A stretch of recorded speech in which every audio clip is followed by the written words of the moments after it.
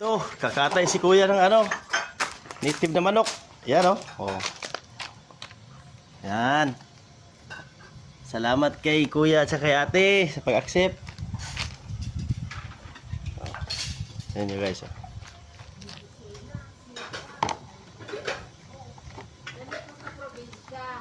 May mga native. Dapat ikaw pumunta dito Ha? Oh, kasi Dito sa probinsya may mga native. Sa Manila 45 days. oh, yan. Kanya narinig niyo? Yan. Yan, Lods. Yan. Good evening. Kain na tayo hapunan. Ano? Luto na ang aming native na manok. Yan. Ayan. Sasandok nga kayo ate. Yan. Ang itipinsim ng kaldero namin.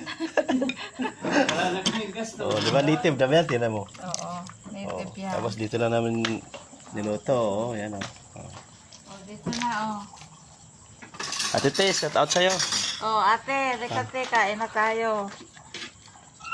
Oh, mami, shout out sa'yo. Ito native lang na handa ni kuya sa kanila ate. Oh. Oh.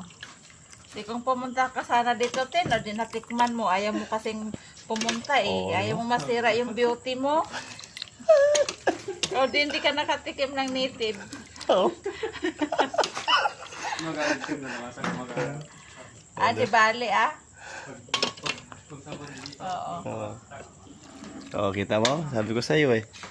Tapos meron ka pang bigyan ni kuya oh, galing US. Pilipinas oh. Daut kitchan, daut head. Kain mo na kami mga lods.